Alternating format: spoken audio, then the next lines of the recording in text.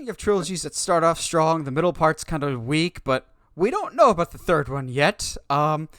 Zack Snyder's Justice League got its new trailer over the weekend. On Sunday, February 14th, Valentine's Day, because I believe, according to Snyder Cut fans, it was the original runtime for the movie was supposed to be 214 minutes.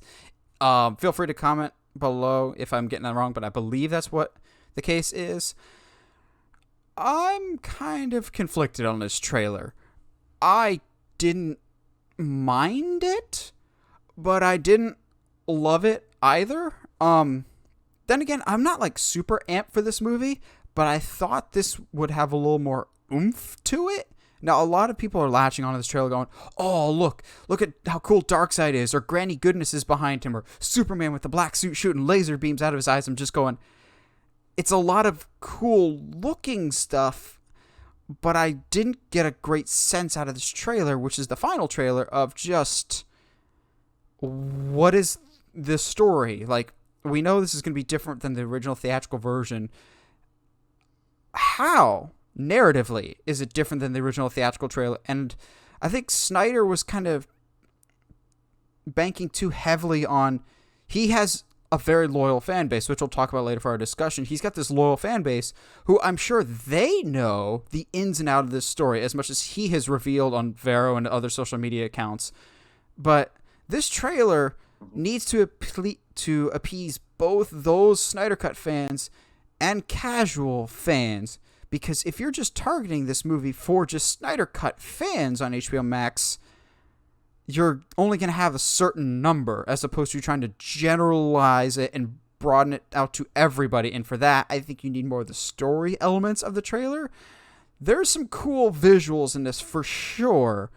I obviously have more thoughts on this, and especially that stinger at the end, I thought was an odd choice, but we'll double back into that before we get into all that. Michael, you see this new and final Snyder Cut trailer before it drops on March 18th. What were your initial thoughts when you saw this trailer? Conflicted. I echo a lot of things that you just did, and primarily because in the back of my mind, it's just that only certain people were wanting this.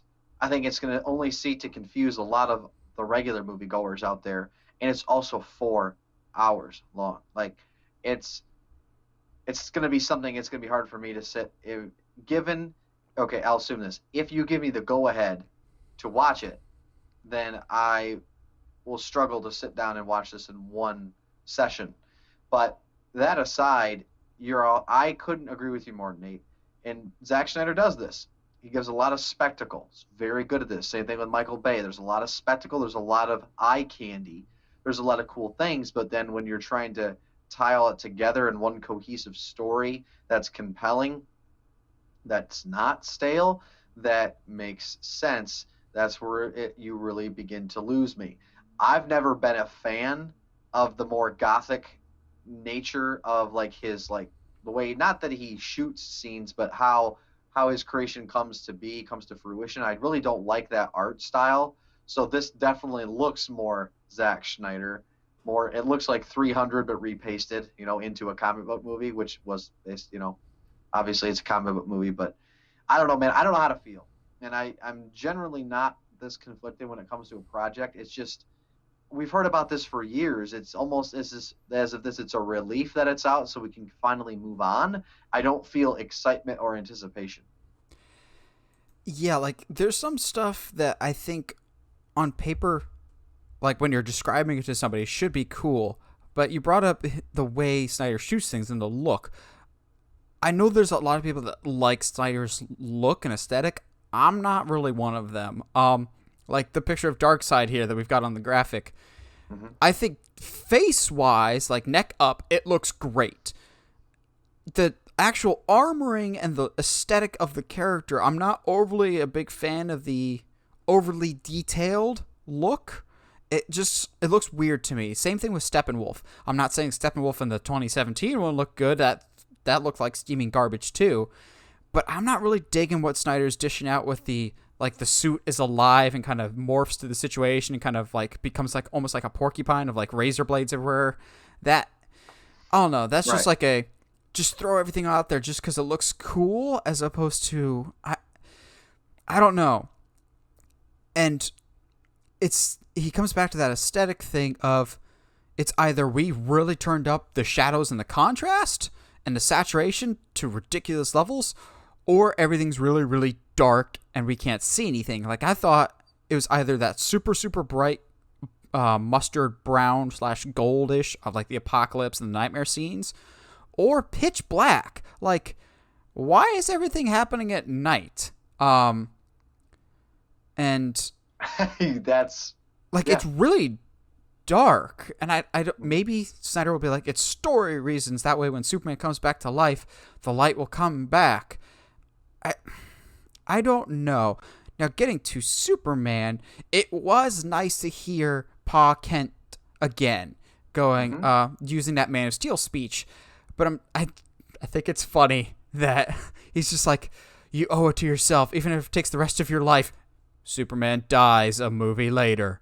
So yes, it did take him his entire life to find out what his goal was in life. I think the trailer hints at what causes Superman's like turn to the true form, because Snyder himself has said that by the end of this movie, or by the end of what his arc was going to be, Superman becomes the Superman that we know and love and have always wanted him to be. It looks like when he's getting revived in that sequence, they drop a picture, or a picture of Pa Kent accidentally drops in, and I'm like, so is he going to get the morality of Pa Kent? In which case, it's not really different than what he should have had before, but also Pa Kent advocated that small children die in Man of Steel, so I don't necessarily know if that's the best option. It was nice to hear Pa Kent again. I don't know. It was an odd choice.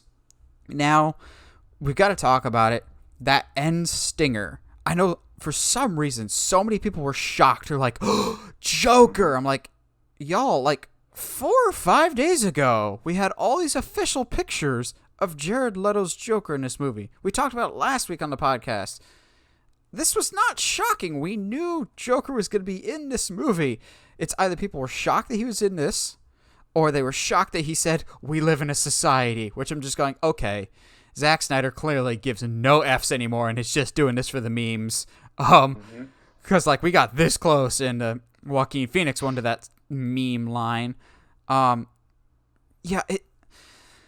getting the sense from that, at least from the trailer, that it's not how we originally envisioned the Joker scene going down. Like we talked about last week, I kind of want him and Batman to have like a come to Jesus meeting about him and Robin, and maybe that's still going to happen.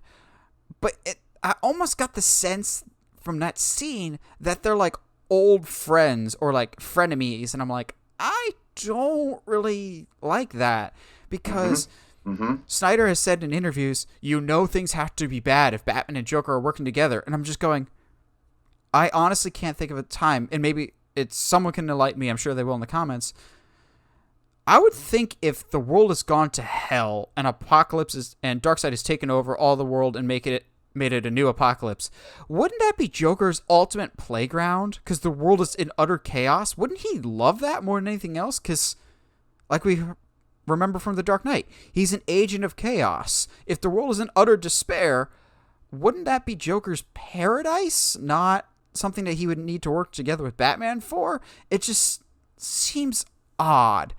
There's just a lot of this trailer and a lot of Zack Snyder's choices in the past that just feel like, well, I think this would be cool, therefore I'm going to do it. And in a sense, I applaud him for that. He's going balls to the wall with this. No one can say this isn't Zack Snyder. So good or bad, we need to credit Zack Snyder. If it doesn't do well and it's bad, we blame Zack Snyder. If it is a great movie, we will say, okay, we were wrong. Zack Snyder, this is what happens when you're given creative freedom. Okay, cool. That being said, I do believe this is his last one in the DCEU. I think he's moving on to Netflix. He's working on something else that we'll talk about later. This trailer, it's got cool visuals, but to me, at no point did it feel like a Justice League movie, because there's no shot of the team together, which I thought we would get at some point. None of the characters kind of looked or acted like League members. Um, Hmm. I don't know. I'm still going to see this. Again, you bring up the 4 hour runtime. Work is getting busier and busier for me. I want to sit down and Yeah. watch this in one sitting and probably do a review for you guys because this has been so highly anticipated. It's just going to be a matter of carving that time out of my day. And I still stand by my decision of I'd rather it be a 4 hour movie than split into 4 weeks as a series because that means Snyder really does have full autonomy and he's not cutting it to match like commercial breaks. Um, I don't. This trailer just didn't wow me like it probably should have. That Hmm. being said, I'm still gonna watch it as soon as I can. It's just a matter of really finding that 4 hour chunk of my day is gonna be difficult going forward. Yeah, I completely agree with you. And I seriously, like something like the Joker scene, like showing up, like that reveal at the very end, that was not something that I was anticipating at all. And so when you said that, I was thinking back to that reveal, and I'm thinking to myself, like, did that actually happen?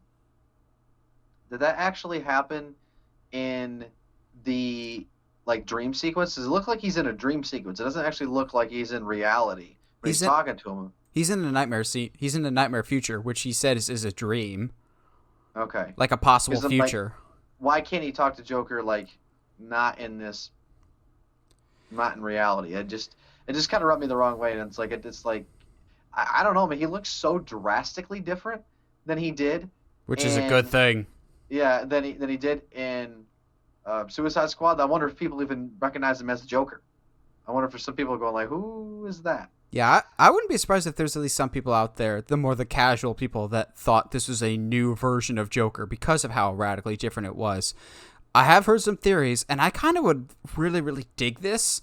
Um, that Batman is talking to this Joker, and then it looks like we can see Cyborg in the background, and then Cyborg says something about, "Who are you talking to?" We look back, and there's no Joker. It's all Joker lives inside Batman's head, and he's actually been dead for several years. I think that would be even more interesting. Of even after death, Joker is still in the mind and still with Batman. The worst possible thing they can do is be like, you know how you all thought Jason Todd might be Joker? Nah, this is Mhm. actually Dick Grayson. The Robin that he killed becomes Joker. In which case, I kid you not, if that happens to be revealed in this movie, I will turn the movie off and not finish the rest. I don't Oh man. care if Superman gets the ultimate redemption and becomes like the best Superman ever. If you pull that crap with Dick Grayson, I will not watch. You watch now. Now it'll I actually I happen. asked you about this. I asked you about this. You I did, hope you're prepared. I hope you're prepared that if that happens, like this is going to be the case. Like I hope you're not let down, buddy. But then again, if you are, you'll have saved me some money because if you're not going to finish it, then there's no chance that I would.